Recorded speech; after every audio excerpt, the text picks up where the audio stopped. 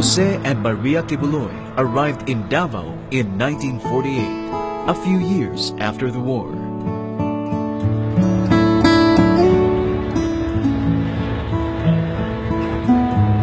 They settled in a place which Maria considered in the middle of nowhere.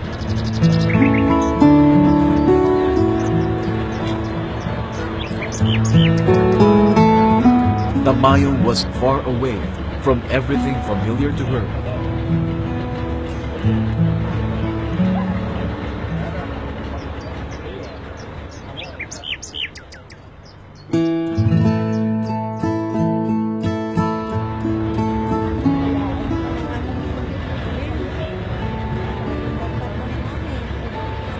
People spoke in a language that she could not understand.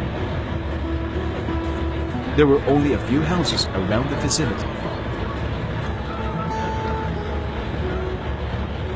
There was nothing but forest everywhere.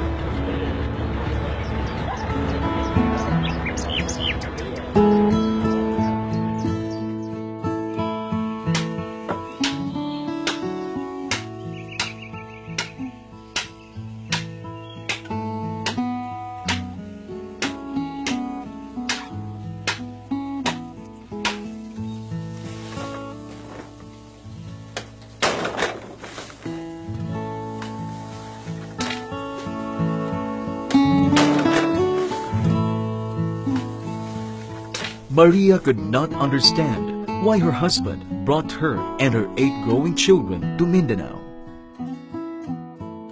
Why they had to leave their comfortable life in a farm in Santa Catalina, Lubao, Pampanga, to start anew from nothing in a forsaken sitio at the foothills of Mount Apo.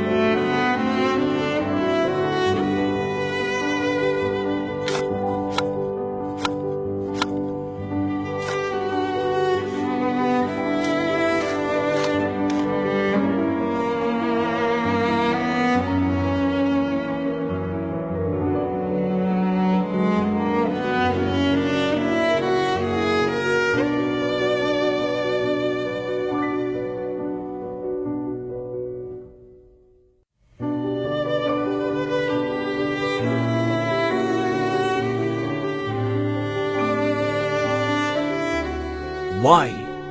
She asked herself over and over again. Why here? Why Tamayo?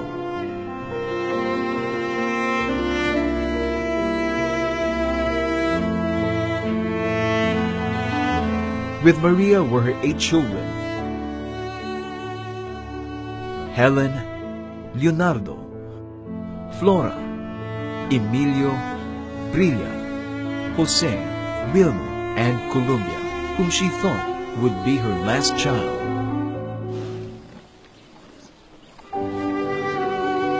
She never thought that in this land, far from civilization, she would have one more, the only one to be born in their newfound home.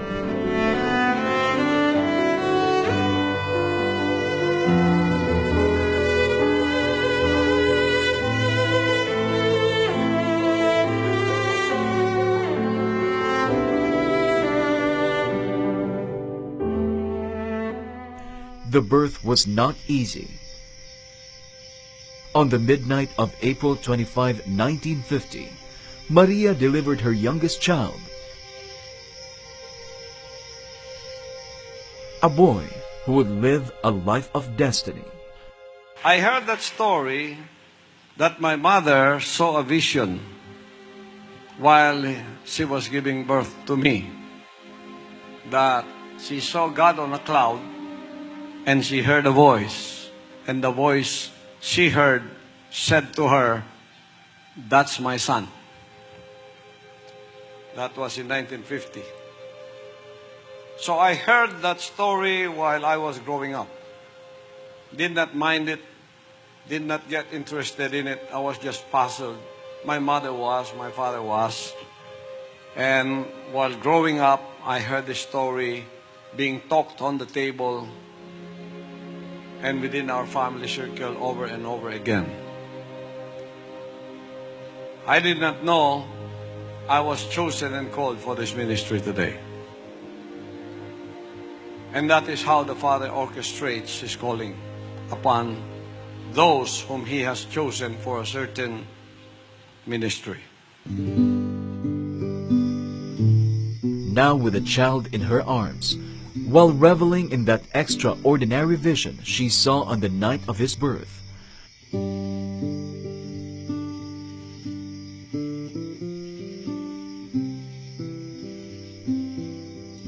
and while staring at the mountain that watched over them daily like a giant, she named her son.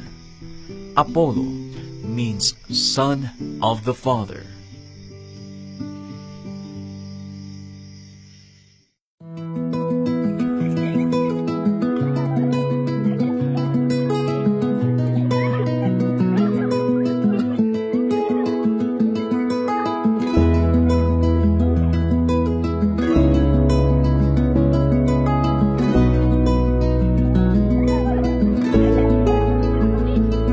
There was always something extraordinary about the boy Apollo. He was meticulously clean, different from other boys.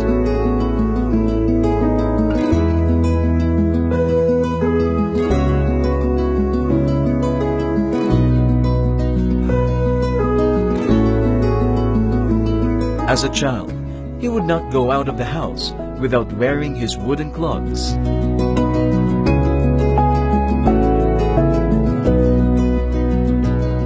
He would never play with children without sending them home to take a bath first.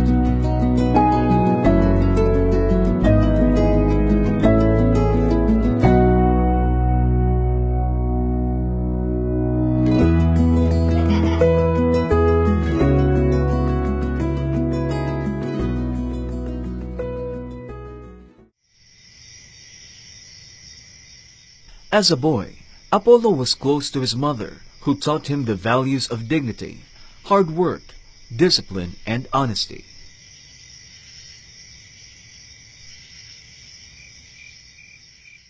Ang taong tamad ay hindi papakainin ng Panginoon. Naalala mo ba ang mga langgam? Araw-araw gumagawa sila, nag-iimbak ng pagkain sa panahon ng tag-init, upang pagdating ng mga araw ng tag-ulan, sila'y handa na at ligtas sa pangamba.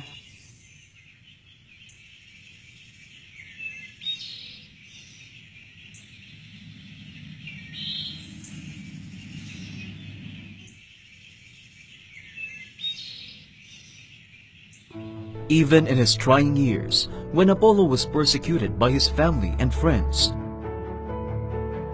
Maria, or Sika, as she was called by all, stood by him. She knew in her heart that what she saw wasn't revealed for nothing.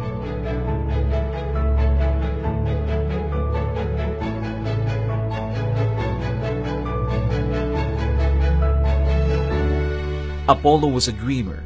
He wanted to be a pilot.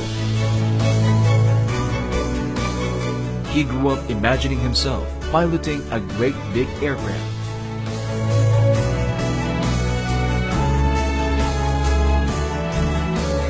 Little did he know that one day he would steer more than an aircraft. He would steer the whole of humanity to spiritual freedom.